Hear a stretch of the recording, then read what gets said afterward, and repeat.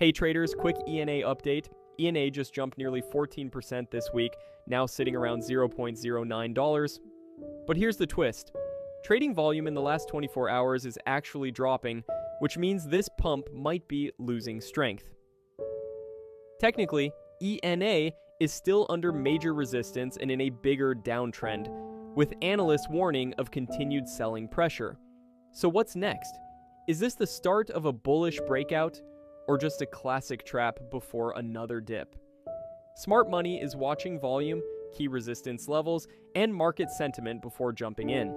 Stay sharp. This move could go either way. Also, quick update, we've just released our latest ENA crypto price prediction update.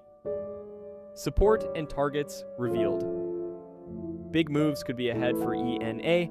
We've just dropped our latest analysis with key support levels and price targets you don't want to miss. If you'd like deeper insights, check out our Patreon page, link in description and comments. There's also a starter plan available for just $10 if you want to try it out. Got a specific chart you want analyzed? Feel free to DM me anytime. Happy to take requests. Catch all the details via the link below. Disclaimer, please do your own research. This content is for informational purposes only and is not financial advice.